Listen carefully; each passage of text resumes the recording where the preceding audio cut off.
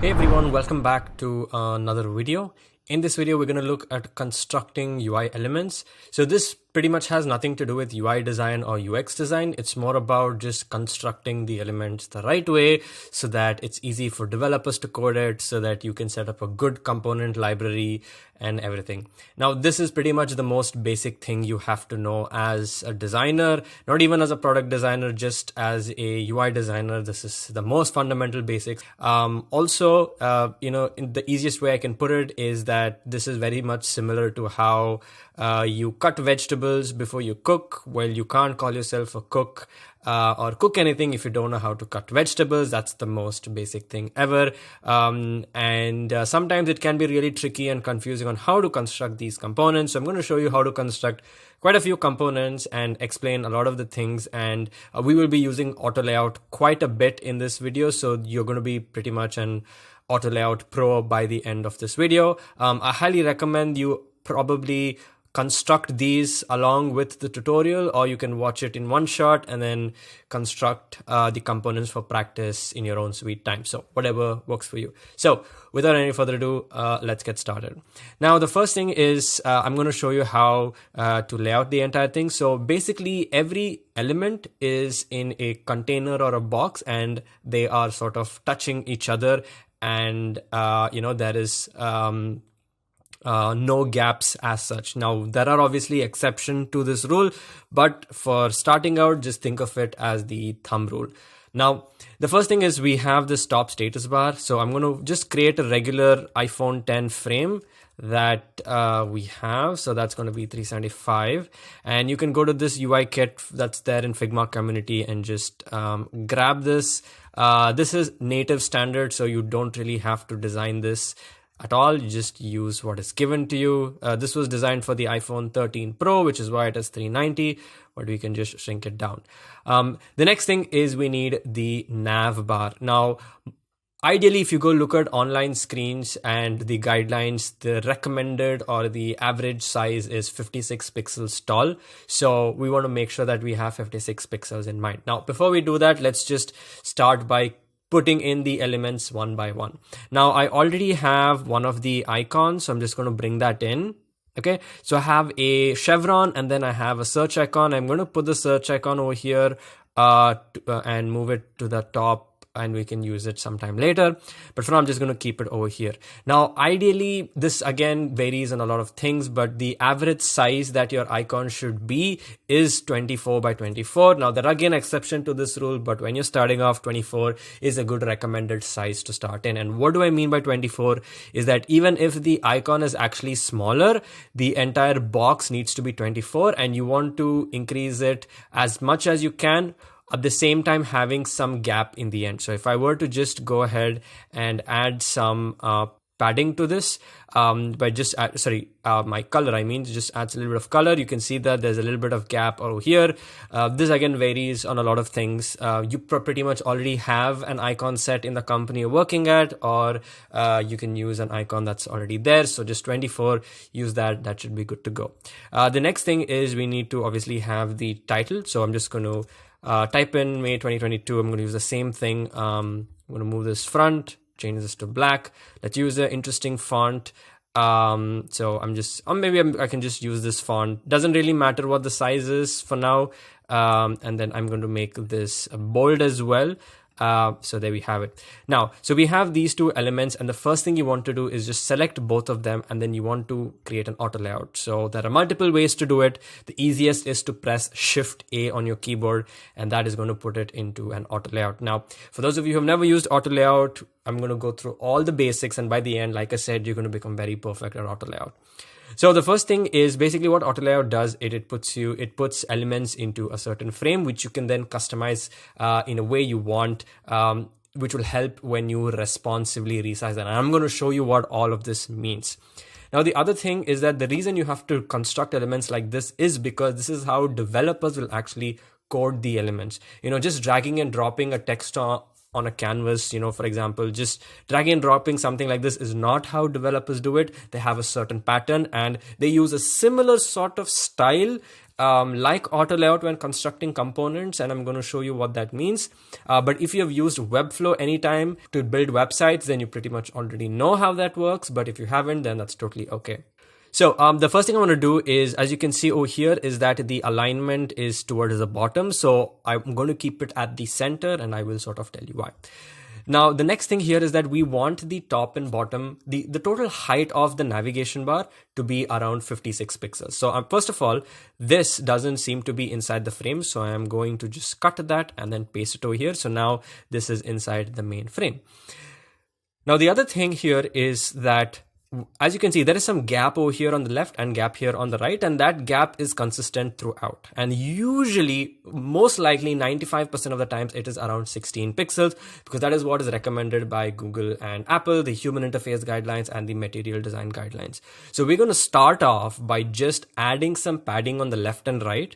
And I'm going to come over here, and this is the horizontal padding, which adds padding on both the sides. And then you have vertical padding, which adds padding on the top and the bottom. We're going to explore all of this. So stick with me. So I'm going to add 16 over here, and now you can see there's some gap. Now what I'm going to do is I'm going to add some color so that we can visually understand and see what is happening, right? So there you go. You have some gap here on the end. Now the next thing is I'm just going to move it to the end over here, and then I am going to come over here and push this all the way to the right. Right now, the nav bar, this is how we're going to construct it. Now, the next thing is we're going to add some padding on the top and bottom so that the height comes up to 56 pixels. So how do you find out what the current height is? It is around 20. It is 24 pixels. It's not around. It is 24 pixel.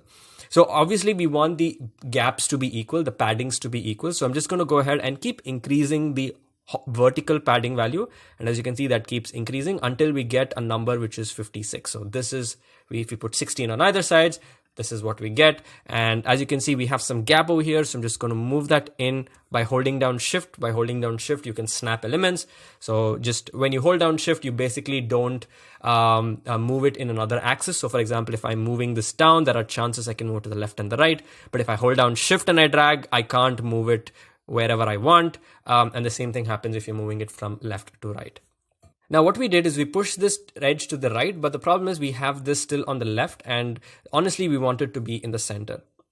Now, one of the things that we can do over here is typically sometimes we also have icons on the right side. Now, this does not have an icon. So what I'm going to do for the sake of simplicity is just add another icon by just bringing that icon and then pasting it over here. I'm going to reduce this down to 24 and then obviously change the color of this as well, right? Now, this is a typical format, and I'm going to show you how to get this format with the auto layout properties. Now, the first thing you want to do is to understand how is this actually going to work. Now, what that means is if this shrunk or if this expanded, how would the elements react? Now, you need to decide that beforehand and then appropriately go ahead and construct with the auto layout properties. Now, in our case, we want the left icon always to be on the left. We want the right icon to always be on the right. And then we want the actual text label to be in the dead center. Now, to create that, you have to use a property called as space between. And this is very much similar as to how developers also use. Now, to get the space between property, you click on this advanced auto layout settings, and I will show you a shortcut on how to do that as well.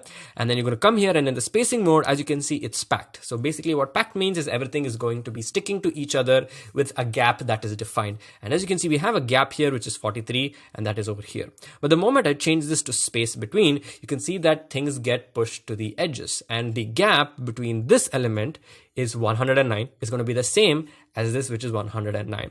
And if I shrink this, you can see this is the effect we're basically going for.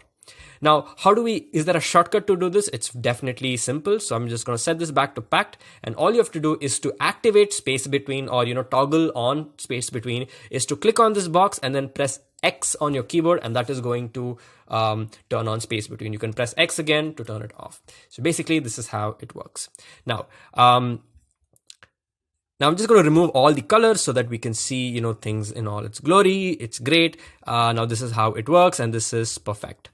Now, what I like to do is I like to select the element, which is this. So I'm just going to hold down Command on my keyboard or Control to click the inner element, and that way it allows me to select the sibling elements a lot faster rather than double clicking multiple times, because that just takes a while. So now what I'm trying to say is if I want to select this element, I have to double tap this once, And then as you can see, it just creates a lot of problems over here. And I can click on this multiple times. I'm trying to click it, but it's just not happening. It's quite weird. And there you go. But an easier way to do that is just select a text layer or the element that is down in the hierarchy the most, and that is the text. And then that way you can just select the other elements really quickly. Moving on. So I've selected this element. And I'm just going to press 0 on my keyboard 2 times, which is really fast. And that's just going to reduce the opacity of that to be 0 over here. So you can basically pretty much press any of the numbers, which is 7 if you want 70, 4 if you want 40. If you want something like 25, just press 2-5 really fast. And then that happens. If you want to make it 0 opacity, just double tap the 0. If you want it 100 opacity, just press 0 again, right? So that's a quick shortcut for you. So that is how we construct the navigation bar.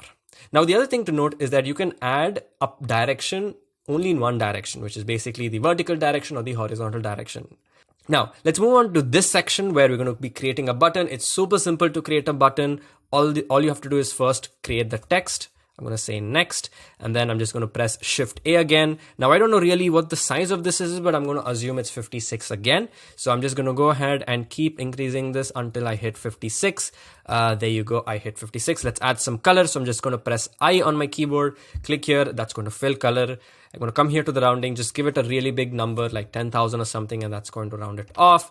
And then we can go ahead and move this over here. But what happens, it doesn't really work the way we want because the alignment over here is center alignment. So if you put it in the center, it's going to stick to the center. Maybe I think 56 is too much, so let's just drop that a little bit to, I don't know, 15. Doesn't really matter what the number is. Anyway, now let's just assume for a fact that we don't have this top section, because that's going to make it really complicated when I'm explaining. So I'm going to make it really simple. We have 16 on the left and right, so we're going to continue to do that. Now, the problem is that we added 16 pixels here on this side. And this 16 pixel is basically padding. And padding is basically inside the entire box, right? So here we have the entire box, and then there's 16 inside the container. But in our case, this is a little different because we have the element and we want the 16 pixel outside. And that is typically called a margin. Anything outside the box is called a margin, and anything inside the box is called a container. So what that means is if we have to add 16 over here, it doesn't really work because this is happening inside the component, but we want it outside. So what I'm going to do is I'm going to select this and press Shift A again. And that's going to create another auto layout, which is going to act like the parent container. So now let me just give this a color so we can actually see what's happening. So maybe I'll try a different color this time. Maybe something like a blue color. There we go. Now here I can give 16. Now when I give 16, you can see that we get 16 here on the left and on the right. Now, what happens when I just go ahead and then I increase the size of this, right? What happens? Now we have this all extra gap. So what we want to do this time is just think of it when you're speaking English, right? When you're speaking English, you just want to say that I want this element to basically fill the empty space. So instead of empty space, you use the word container. I want this element to fill the empty container. And all you have to do is to do that, you select the element that you want to fill. Do not select the parent, select the child element and come over here and set this to fill container.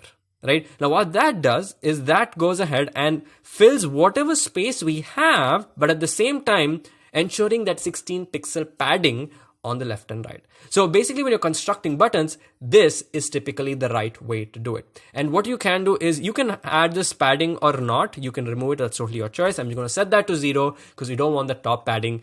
Just the bottom one is totally fine.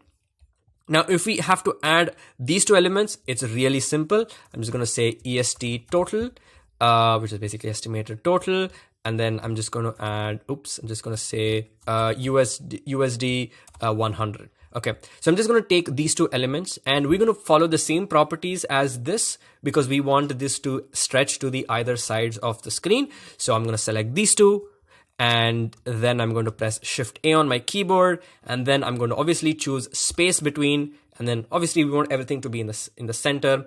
And then as you can see, this works. Now I'm going to cut this and then I'm going to paste it over here. Okay, now as I pasted it over here, you can see that this gap is not being filled. So I'm just going to go ahead and set this to fill container, and that's pretty much it. Whatever this gap is, I don't really know what the gap is, but as you can see, you select the parent element. You can give this gap that you see around 10, which is basically spacing between the items. And if you hover on it, you can actually see that element. You click on it, you can actually see with the red bounding box what it is. I'm just going to set that to 24 because that's what I assume it is. I'm not really sure. But anyway, the next thing we want to do is obviously we want the button to be on the bottom. So I'm going to select the button, and you can use your arrow keys to just move the elements up and down, and that's super quick and handy. There we go. So that's how we construct the element, and to just stress test if this works, just increase the left and right and it works perfectly. Now, what happens if we increase it up and down? It doesn't work. The thing is we don't have to make it work for scaling up and down. And the reason is because the height of this button is never going to change. Only the width is going to change, because if you're designing for a smaller screen size, then obviously the width is probably going to be something like 360. If you're designing for something huge like the iPhone 12 Pro, it's going to be 390. So when you're constructing components and creating a design system, it's important that you create it with the proper auto layout and the expected resizing properties. So that's how we do this. Okay, now let's move on to another section over here, and let's try to create these sliders. These can be a little complicated, but let's figure it out. Now, the trick to creating components is just to create the elements one by one and not rush into anything as such. So the first thing we'll do is just create this element that we have. So I'm going to press T on my keyboard. I'm going to type in the time, which is 6:30. And then I'm just going to fill it with black, and then I'm going to say 6:30 p.m. Probably reduce the size of this to 14 because I think that's what it is. It doesn't really honestly matter because the entire font itself is different. The next thing I'm going to do is I'm going to press Shift A to add a bounding box. I'm going to give this a stroke of purple. Just going to pull that color from here. I'm going to go ahead and round these off. To get that rounding effect, maybe we can increase the stroke value to 1.5 as well. Doesn't really matter. And then just going to reduce the height of this as well so that we get something smaller. So like 2. There we go. Maybe even increase the side values. I'm going to keep it multiples of 4. So I'm just going to bump it up to 12. We can even add a little bit of shadow if we want. It's not really going to matter as much. Also, you can see that the shadow is acting very weird, and that's because we don't really have a fill. So I'm just going to add a fill. That's going to make it white, and then we're going to get the proper shadow.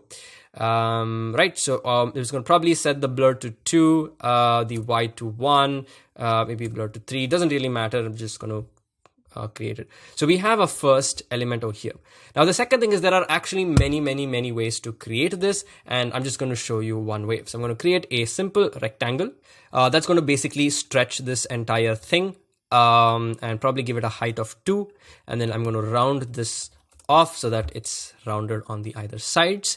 I'm going to duplicate this layer, and then I'm going to make this purple color.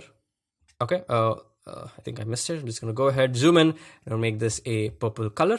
And once I make it a purple color, I'm just going to go ahead and select these 2 elements.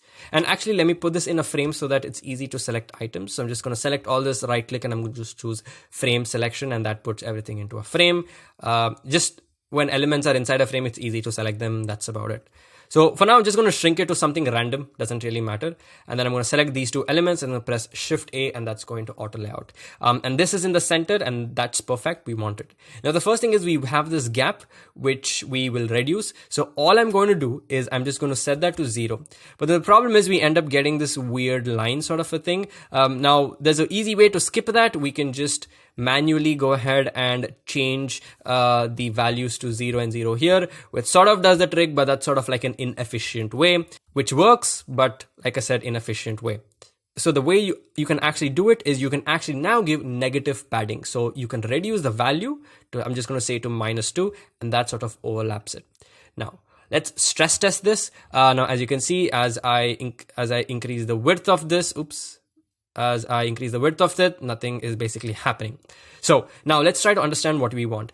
Now this element is basically going to be the same size all the time. So we're just going to leave that as it is. But as I increase the width of that, this actually changes, right? Now this keeps changing. So what I want to do is I want to come over here and set this to be fill container, right? So now what's going to happen is it is going to fill its parent container. And if I move it, you can see that this moves along with this as well. So we sort of created this part, which is great. And now we have to sort of merge it with this part. So how do we do that? Now, Figma recently introduced a new feature called as absolute positioning. And basically what that means is when elements are overlapping each other, you want to use absolute positioning. Now, what does that mean? Let me explain. It's really simple. So the first thing you want to do is select both the elements, and then you want to press Shift A and just let it do whatever it is.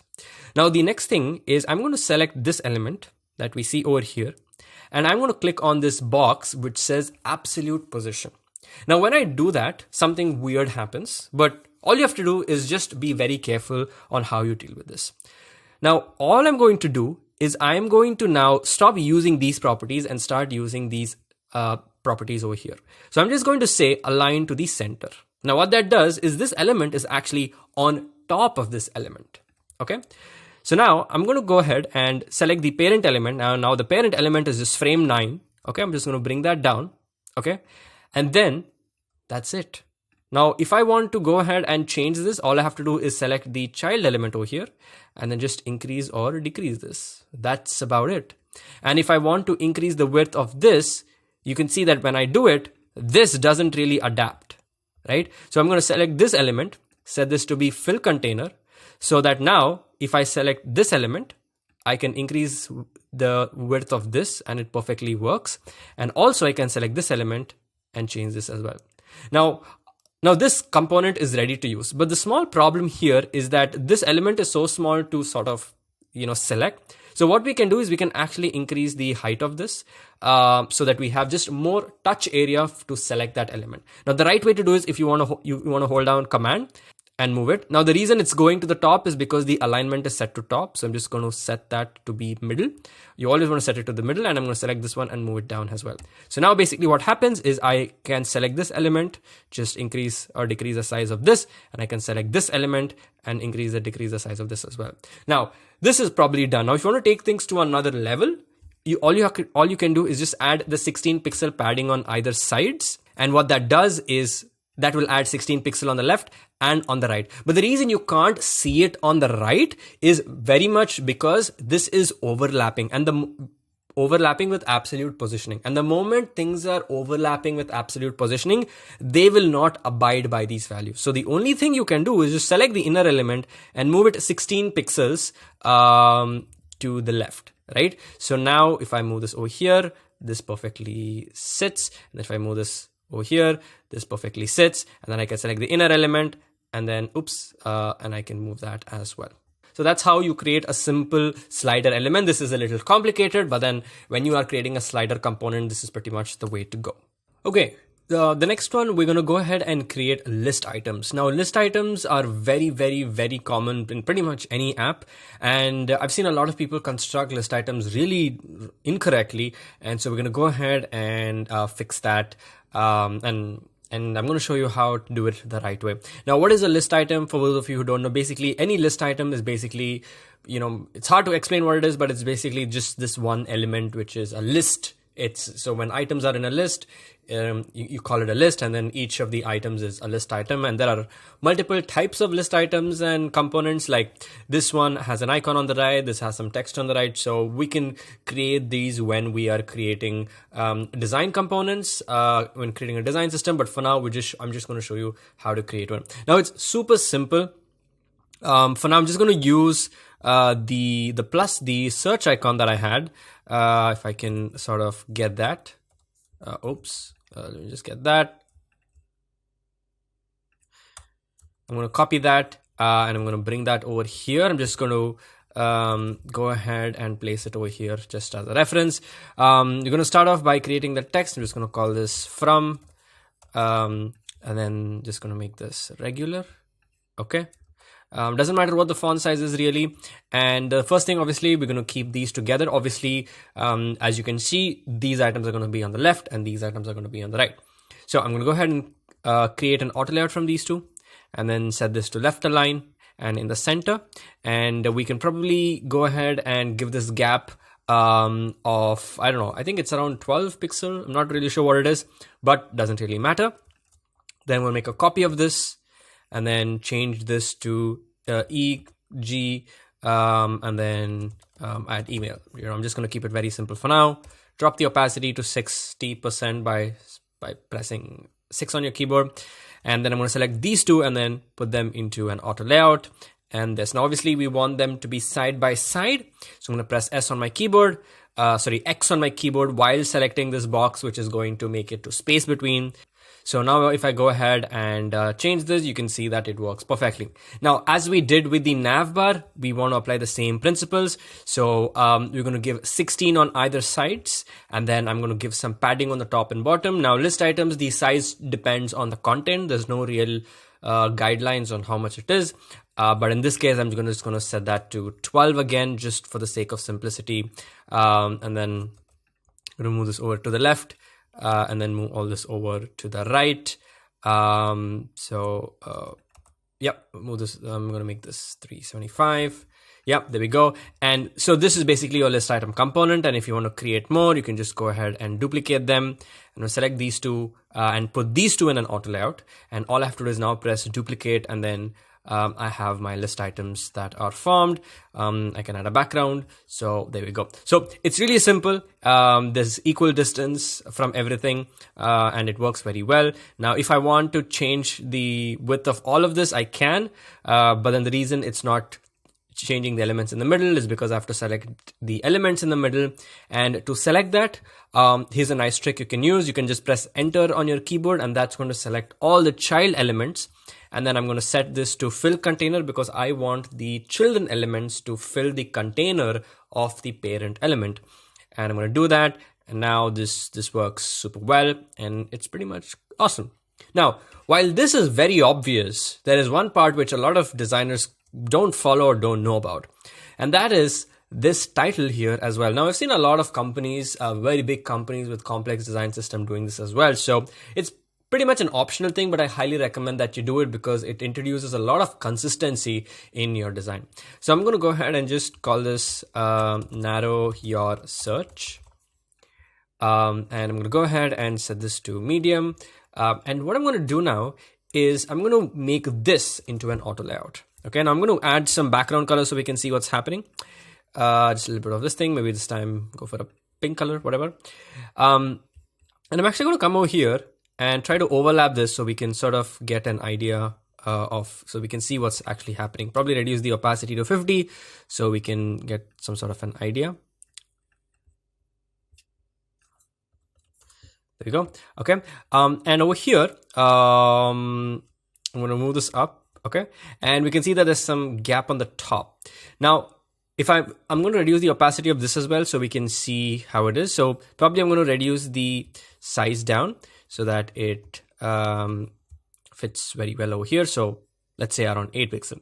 Now the thing is, we want this entire section to be the container. Now, what does that mean? So first of all, I'm going to give 16 pixels on the left side. Now, until now, we were giving padding on the left and right. So now I can add 16 over here. It doesn't really matter. But so let's give 16 anyway. And then I'm going to move this over to the left and I'm going to stretch this to the right. And also I'm going to give some padding on the top. Now you don't want to go ahead and add this sort of a padding. This is pretty much the incorrect way to do it. What you want to do is want to add some padding on the top. So what that means is I'm going to click on this button to sort of break and I can now individually add elements. So I'm just going to keep increasing this to probably 20.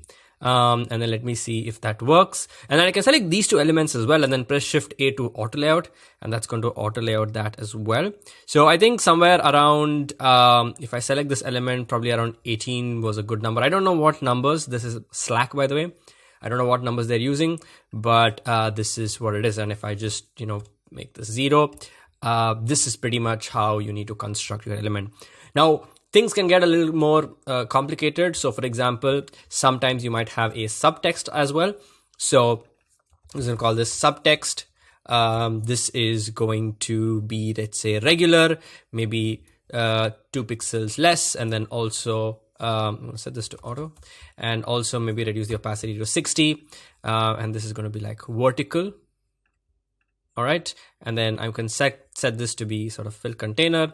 and then maybe let's reduce the gap over here to like 4 pixel, right? So these two section headings are also two variants, and you pretty much want to use these like that over here.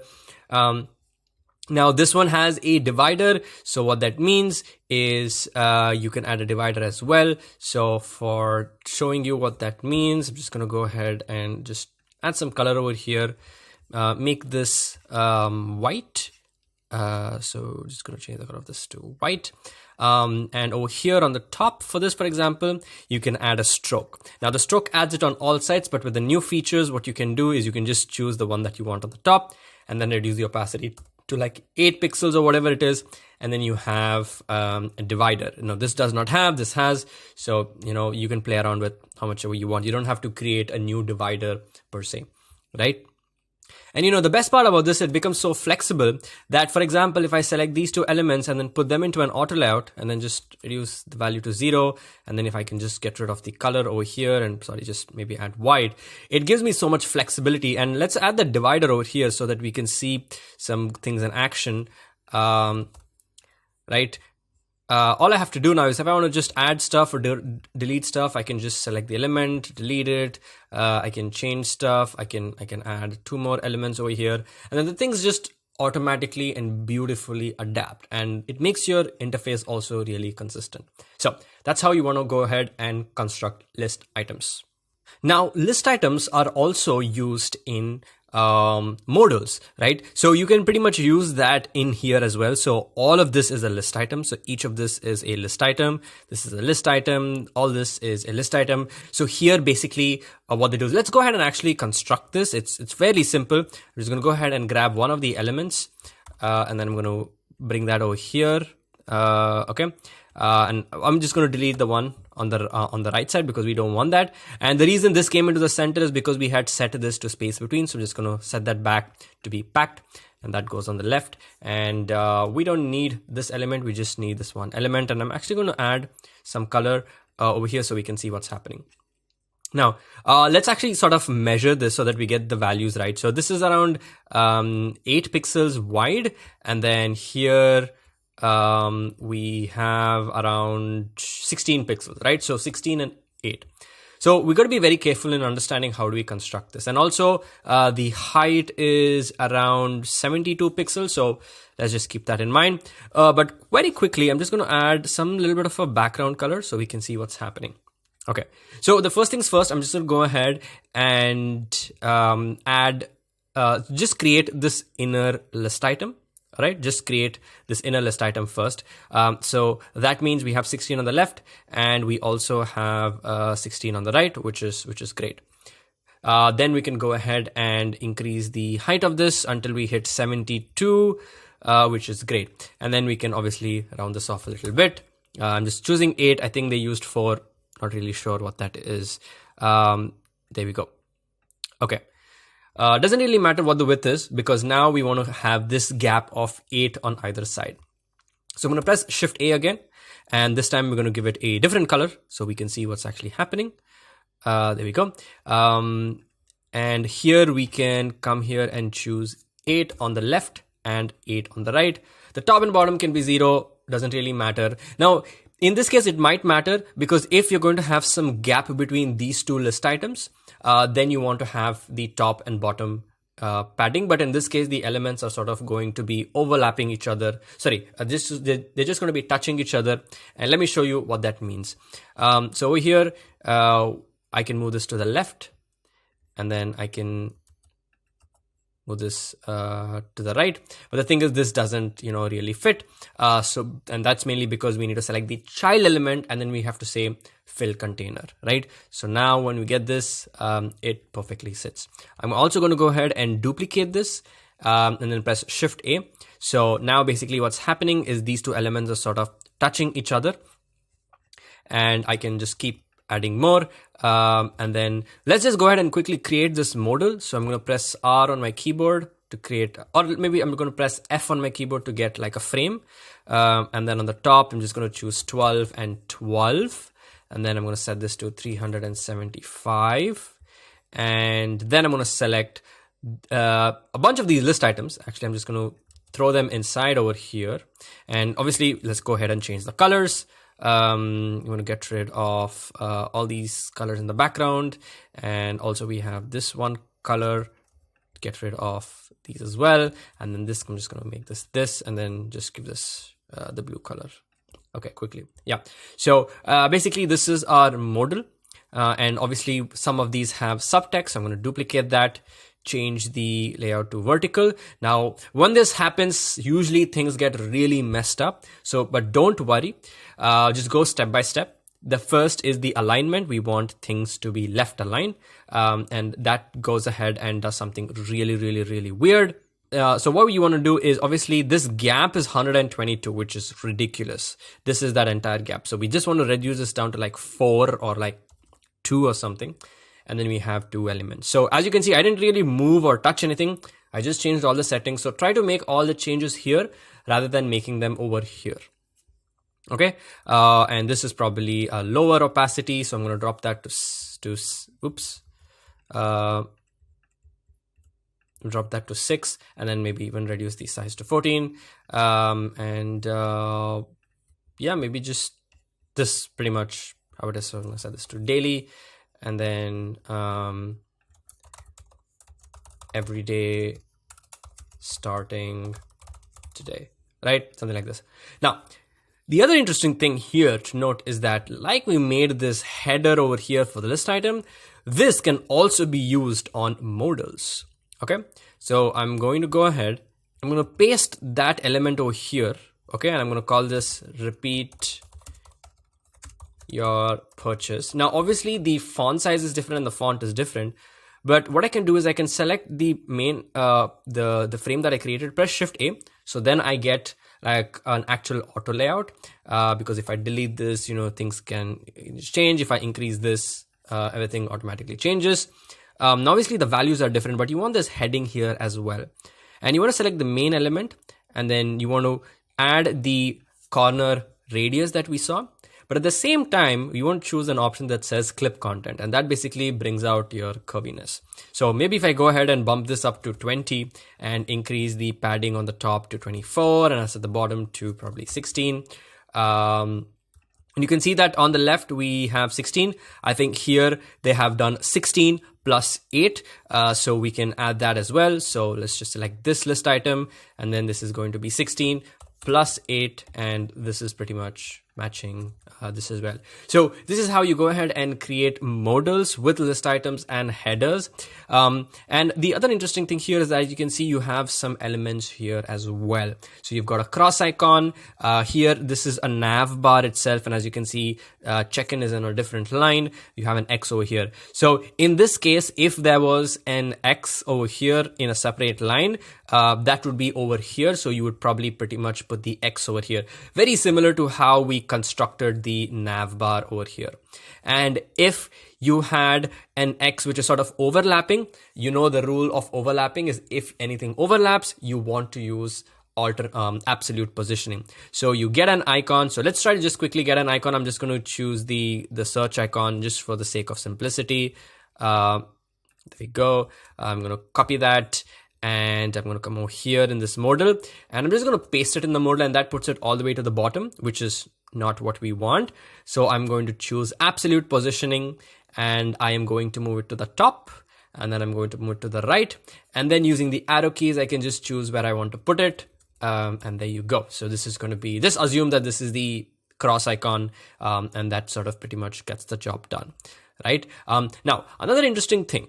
With absolute positioning, things can get a little tricky.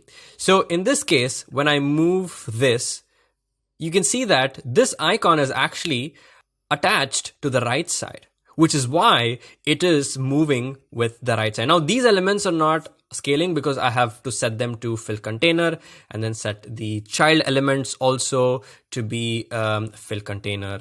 Obviously, this we can set the paragraph to left. So there we go. And yes, but if I had set the icon, this icon, as you see over here, to be, left aligned, then what that happens is it's going to maintain that left amount. So basically what's happening here is when I select this element, which is basically the icon, and when you see the left alignment, basically whatever distance, as you can see over here, you can see this value, right? This stays constant. So what that means is if I increase this, it's going to stay on the left, which is not what we want. So make sure that when you create components, elements are properly aligned. You want to stress test them, and then click over here on the right side. We want it on the right side so that it sticks to the right side.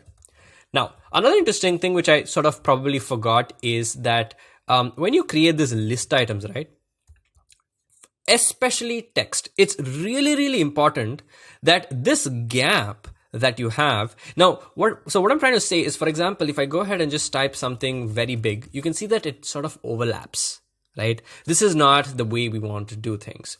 So how do we fix that?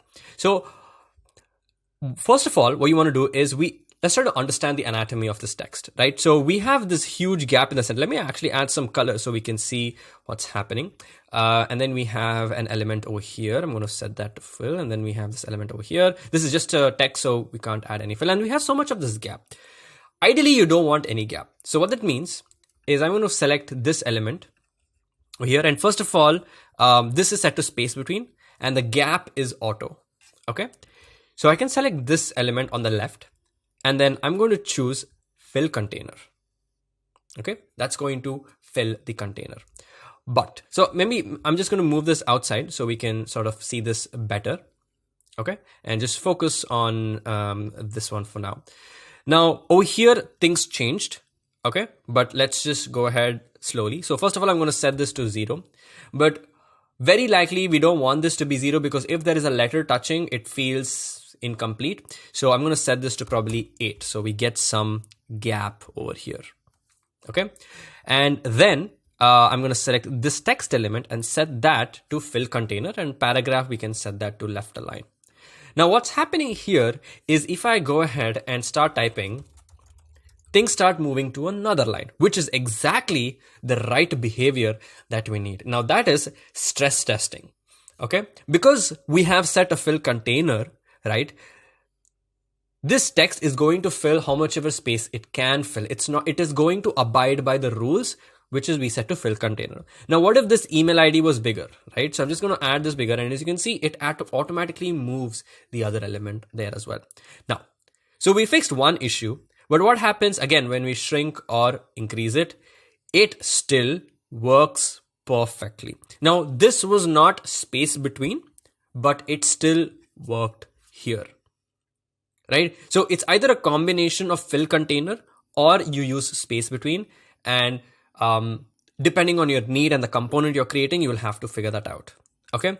Now that works the same thing over here. So when you make your headers as well, you want to go ahead and set this to fill container, and then obviously you want to left align the paragraph. So if, for example, this becomes a very big title, it will move on to 2 lines. All right. But if you don't do it, and if it is just hug, right, and when you keep typing, it's going to go beyond the component, which makes absolutely no sense. Okay.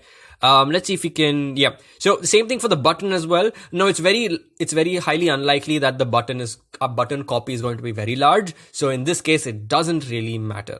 Same thing here as well. I don't think any title is going to be very long, so we can just keep it normal. Doesn't really matter. But if you want, you can go ahead and set this to be fill container, and then the gaps that you have over here, you can probably set that to like 12, so that you have this gap over here. So it doesn't really matter. And even if you do that, it still works on the left and right side over here, just as you did space between.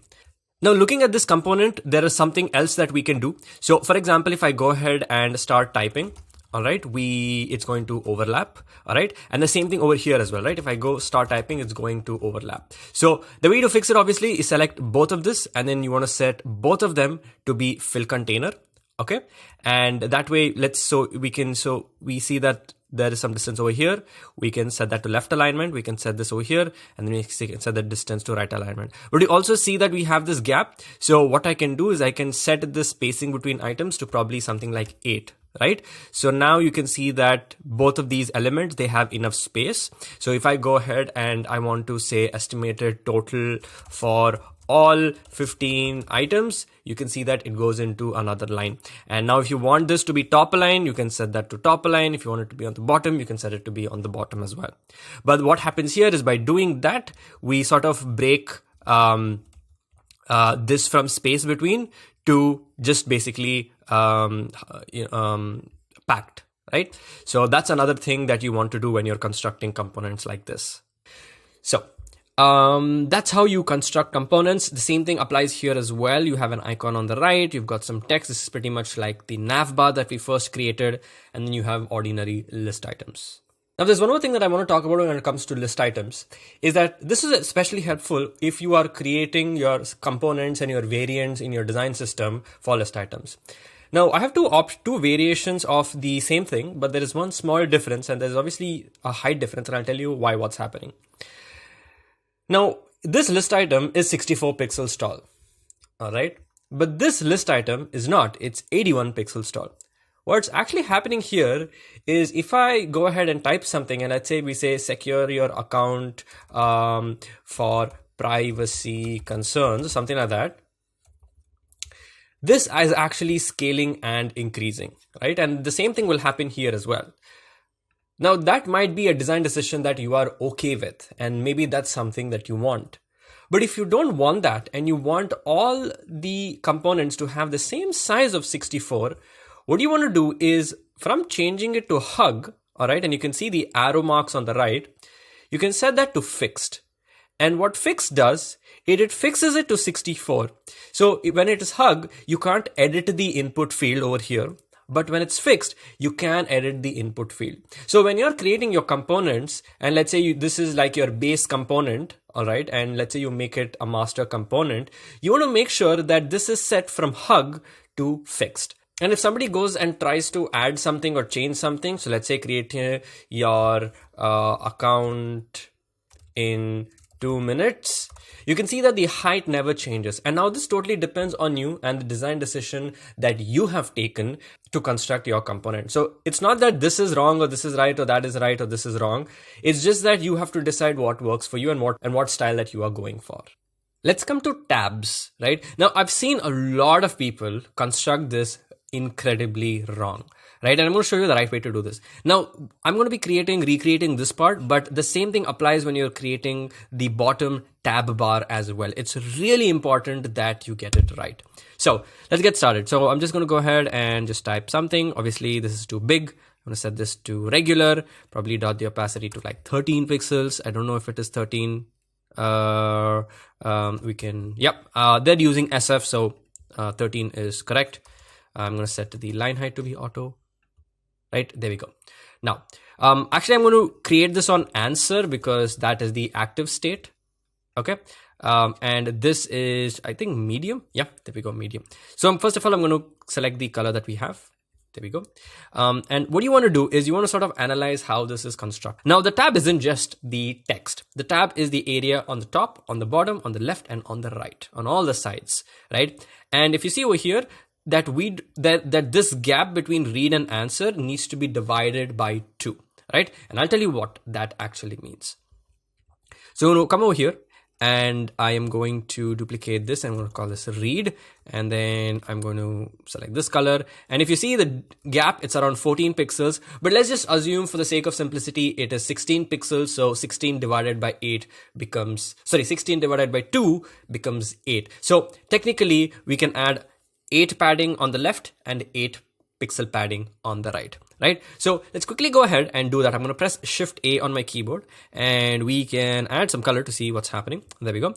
And on the top and bottom, usually tabs have the same distance on the top and the bottom. So I am going to just move to the top and then just keep increasing the size until it hits the bottom, and around 20 pixels sort of hits the bottom. There's some sort of misalignment, but doesn't really matter for now. As long as we understand how this is working.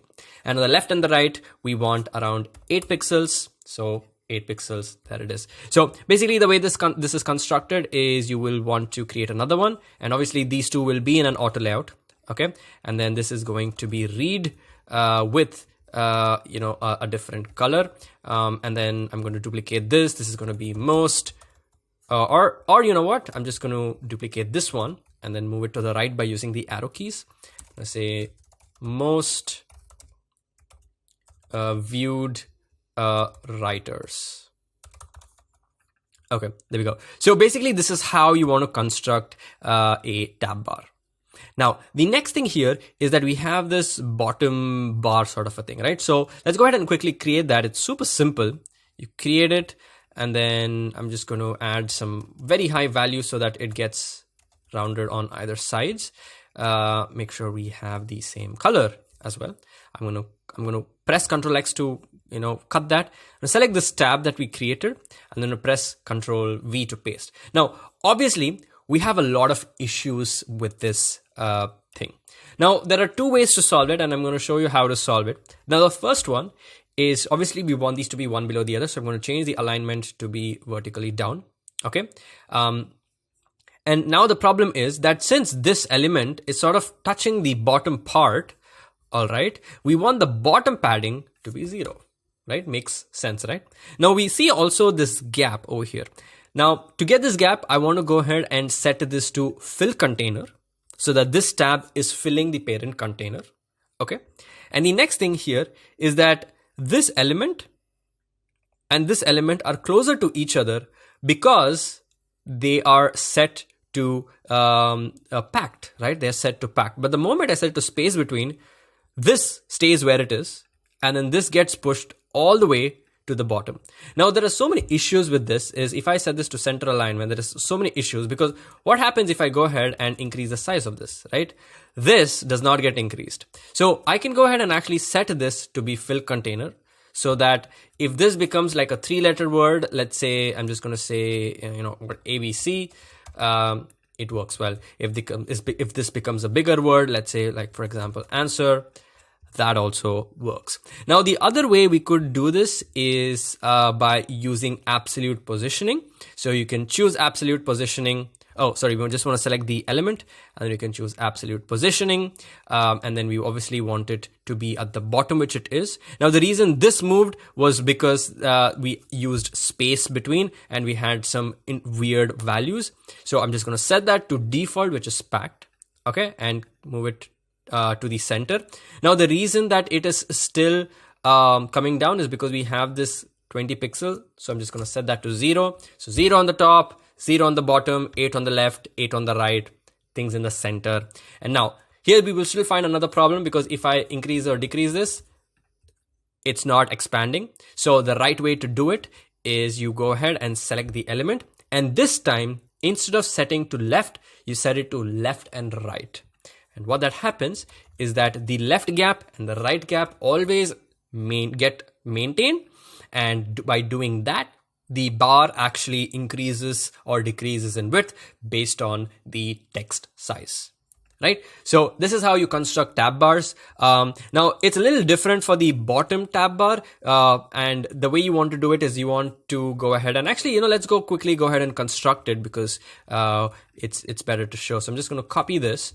I am going to paste that over here. And this is really simple, to be very honest. First thing, I'm just going to press Shift A to create this box, and I'm going to add a fill, and I'm going to set this to center alignment, so that any way I scale it, you can see that it's in the center. I'm going to make 5 copies of this, and I'm just going to go ahead and auto layout all of this and just make like 5 copies. And now it's just a matter of understanding how this works. So first of all, I want this to be full.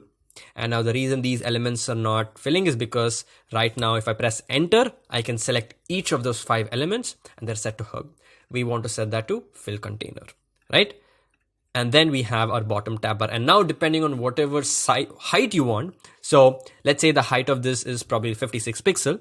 Okay, you can press enter again. So we select each of the individual items. It is 10 with a height of 44. So let's just bump that up to 56.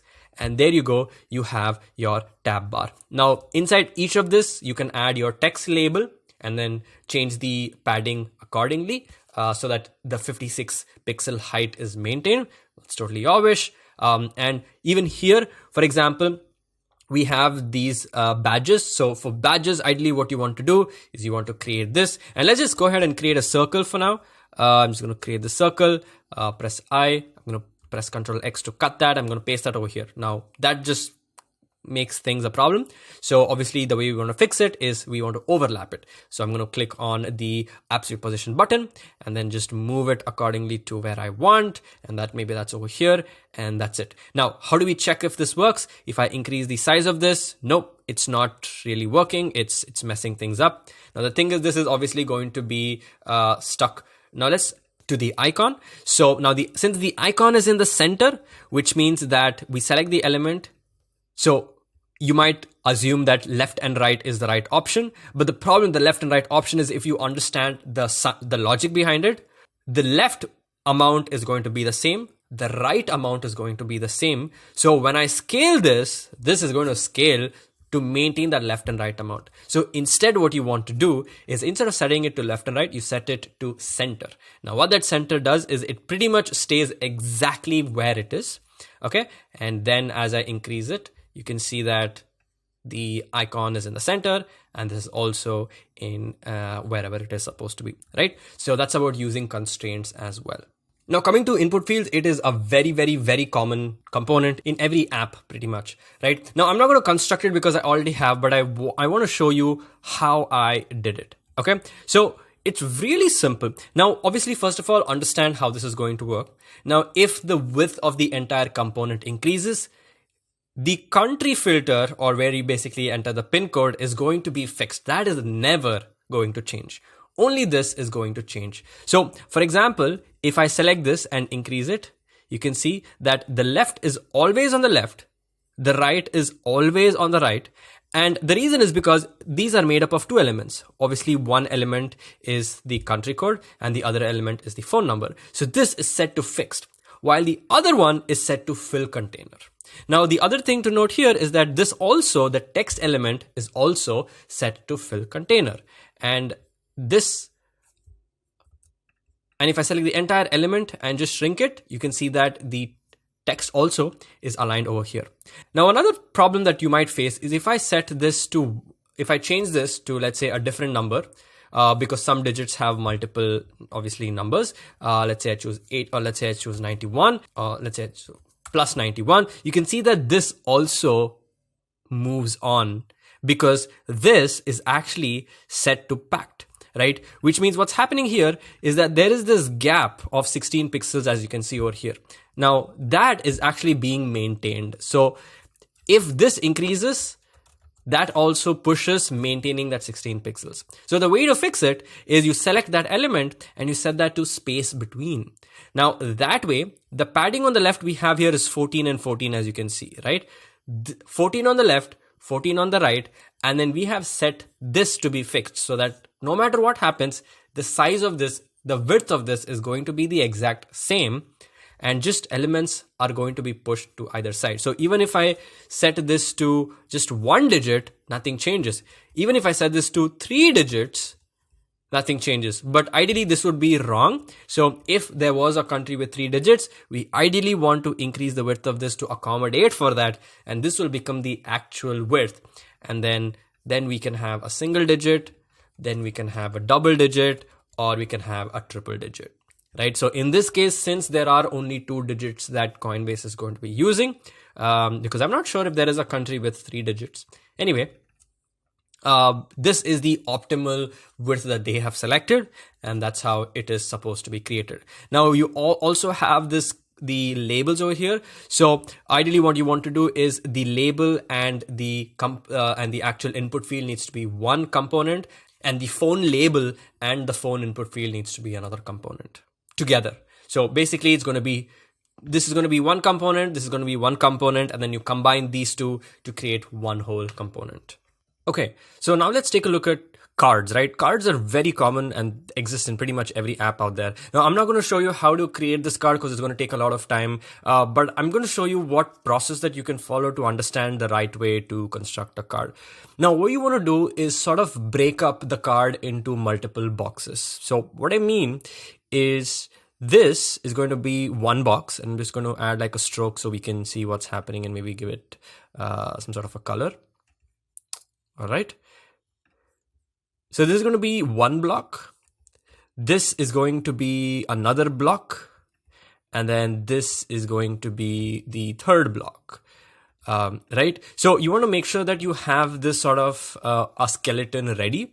And so then that way you'll know how things are supposed to adapt. Now, obviously we want the left part to be on the left. We want the right part to be on the right, right? So what's going to happen is this is going to be one container, obviously, and we're going to put space between. So this stays on the left and this stays on the right.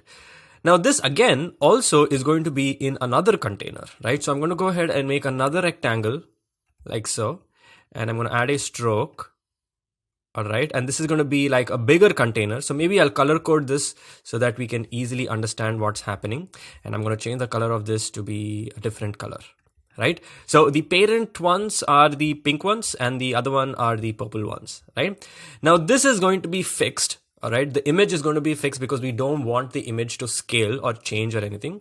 But this is going to be fill container because we want, if the card increases, we want these information to scale or expand, but not the actual image, right? The other thing here is that we have this heart icon overlapping. So basically what you want to do is you want to put this into a frame. So we have this as a frame, and then inside that you have the image. And then you can take this heart icon and then you can set it to absolute position, right? So that way, this heart icon is absolutely positioned to this box rather than the entire card element. Okay, so this is how you want to go ahead and construct card elements. Now constructing this is going to take time. So maybe you could take this as a challenge or an assignment and try to construct this yourself. Now, last but not the least, I just want to quickly talk about how to create dropdowns. Now, dropdowns is not really a mobile component. It's a web component. Basically, you click on something and then you get a list of options to pick from. And obviously that is also a bunch of list items. So what I'm going to quickly do here is I'm just going to actually let's set this to white and remove all the list of unnecessary information that I don't need. I'm just going to go ahead and just ungroup everything. And there we have. So let's say that one of the list items we have is around 48 pixels. I'm just going to say list item number 1. List item. I'm just going to say list item, right? So I'm going to duplicate a bunch of this. And then press Shift A to put them into an auto layout. And then let's say we have this. Now, sometimes we want to round this off. So I'm going to set this to probably 12, say clip component. And then we have our list items. And when you click on when we click on a menu icon, we get a bunch of these list items to choose from. And some of these will even have hover states. So we can add just like a tiny hover state to show that hover state. But another thing that problems that I see is that even though it almost looks like there is more gap on the right and less gap on the left. Now we can fix that by changing the top padding over here, but then that means you're messing with the component. So rather what you can do is you can actually add padding on the top and the bottom for the main drop down auto layout. So I'm going to set that to probably 8 over here. Okay. And I'm going to fill this with white. So now you can see, or maybe 8 is too much, I'm going to drop that to 4 or maybe even 2 if that makes sense. So now you can see that there's an enough amount of distance between the items over here. And I think the list item over here, probably I'm going to reduce that down to 44 over here or something. And this looks pretty fine. So you can add that extra amount of padding on the top and bottom if you want. Usually I've seen people using the value of 8. That makes things look a little weird, but that totally depends on the the height of the list item, right? So if it's around quite big, let's say like 56, then it maybe doesn't look too odd. Maybe you can drop that down to 4 and then it works, right? So this is how you create drop-down components as well with list items. So I'm going to show you 2 small shortcuts that really help you work faster with auto layout. So the first one is when you click on an auto layout, you're going to see a bunch of these red lines that you can hover over. And what you can do is if you can click on one of them and enter the values right here. You don't really have to keep coming here multiple times, right? And you can also use the arrow keys to increase or decrease the values. So that's also super simple. The next thing is if you want to select the opposite sides at the same time. So let's say I want to increase the top and bottom padding. You can hold down Option on your keyboard or Alt on your Windows, and you can click and then you can set that to whatever number you want, and it changes on all the sides, on the opposite sides. But if you want to change it on all the sides, all right, so let's say you want it to be on all the sides, you hold on Shift and Option, and then you click, and then what happens is, depending on what values are already inputted, you get these 4 boxes. So you can go ahead and change this, right? So if I want 16 on all sides, I can just change that to 16 and 16, all right, and that changes 16 on all sides. And when I click on it, now since that everything is 16, it's just going to be showing me 16. But if I want different values, so let's say I want 16 on the left and right, but I want on the top and bottom, I want something else. So I say 20, or let's say maybe we're just going to give it a random number 40. You can see that it becomes 1640, 1640. So the first number is always the top and bottom, and the second number is going to be the left and right. So that's another shortcut. Now, the next thing is sometimes you have this auto layout, right? So let's say you don't want this auto layout and you just want to get rid of this auto layout and keep elements from not being an auto layout. You can obviously remove the auto layout. Now, I've seen a lot of people, they click on this minus icon, which sort of removes the auto layout, but it still makes it a frame, right? You might not really want that. So all you have to do is just ungroup it. If you want to break an auto layout, so you can right click and choose ungroup, or you can press Command Shift G or Control Shift G, and that just removes it from the frame and removes the auto layout as well. So when you're moving things, you're trying different layouts and stuff, you can just use Shift A to auto layout and then Command Shift G to ungroup, right? So that's basically a shortcut that you can use. So that's pretty much it for this video, guys. Thank you guys so much for watching. Hope you guys really enjoyed it. If you did, let me know in the comment sections down below. Make sure to leave a like and subscribe to the channel for more amazing, awesome content. And I'll see you guys in the next video. So till then, take care and bye-bye.